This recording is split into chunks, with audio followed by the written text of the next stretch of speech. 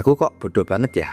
Itu kalimat yang pernah aku ucapin sendiri di depan cermin waktu gagal ngerjain soal matematika kelas 3 SMP dulu.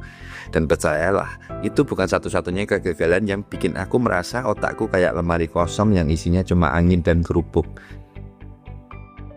Tapi lucunya, aku punya temen, sebut saja namanya Rian. Rian ini nggak jago pelajaran, tapi dia bisa bikin satu kelas ketawa dalam 10 detik. Dan anehnya, semua guru suka sama dia.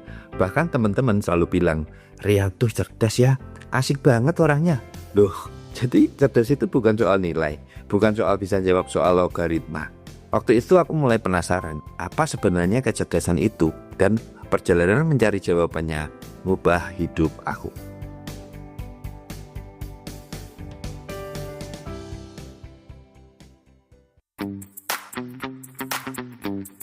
Kalau kamu cari di Google, definisinya akan muncul kayak gini. Kecerdasan adalah kemampuan untuk belajar dari pengalaman, memahami hal-hal baru, dan beradaptasi dengan lingkungan. Ya, definisinya textbook banget, kayak jawaban soal ujian PKN. Tapi dalam hidup, dalam dunia nyata, kecerdasan itu nggak sekaku itu. Karena nyatanya, ada orang yang jago hitung-hitungan, tapi nggak bisa ngobrol sama orang tanpa awkward. Ada yang nilainya pas-pasan, tapi otaknya jalan terus waktu jualan online. Ada juga yang nggak ngerti statistik, tapi bisa jadi pemimpin yang luar biasa. Cerdas itu nggak satu warna, cerdas itu spektrum. Dan masalahnya, sistem pendidikan kita kadang cuma ngukur pakai satu alat, yaitu nilai ujian.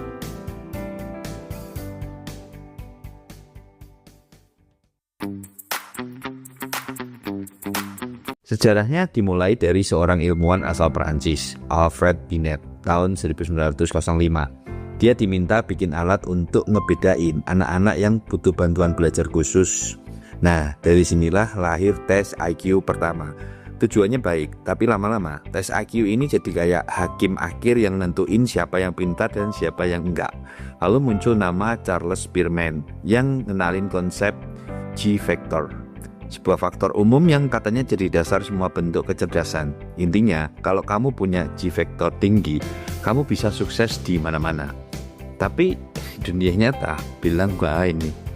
Ada orang IQ-nya tinggi, tapi susah punya teman. Ada juga yang IQ-nya sedang, tapi sukses membangun bisnis dari nol.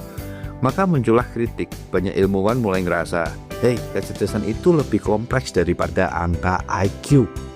Dan di titik inilah aku mulai ketemu jawaban yang bikin aku senyum sendiri.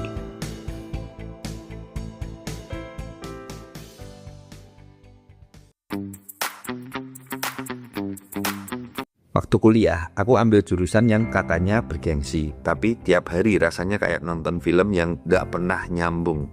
Sementara itu, Rian, temenku yang tadi, yang katanya gak pinter akademis, malah jadi konten kreator sukses. Dia ngerti cara bangun komunikasi, paham psikologi penonton, dan bisa nyusun kalimat yang kena banget di hati. Dan di situ aku sadar, aku bukan bodoh, aku cuma gak cocok main di lapangan yang sama. Kecerdasan bukan cuma soal cepat menghafal, tapi juga soal peka sama situasi, soal bisa melihat peluang, soal ngerti orang lain, soal bertahan di situasi terburuk.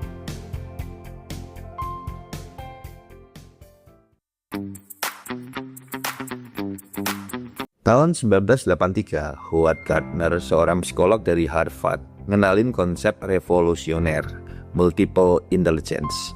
Dia bilang, manusia itu punya beragam jenis kecerdasan, kayak linguistik yang jago merangkai kata, logika matematika, ahli angka dan logika, visual spasial, punya imajinasi visual yang tinggi, kinestetik, tubuhnya cerdas, cocok olahraga atau seni gerak, musikal, sensitif terhadap nada dan irama, interpersonal, ngerti perasaan orang lain, intrapersonal, ngerti diri sendiri, luar maupun dalam, naturalis, nyambung banget sama alam. Dan ini kan mind blowing banget kan. Berarti kalau aku nggak jago matematika, itu bukan akhir dari dunia. Bisa jadi aku jenius di tempat lain. Dan begitu juga kamu. Sekarang pertanyaannya bukan aku pinter apa enggak, tapi aku cerdasnya di mana. Coba ingat-ingat lagi ya.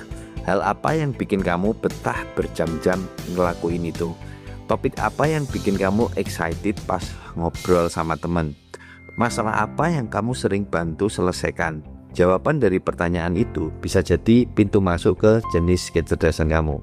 Dan jangan biarkan sistem atau orang lain ngasih kamu label yang bikin kamu ngerasa kecil.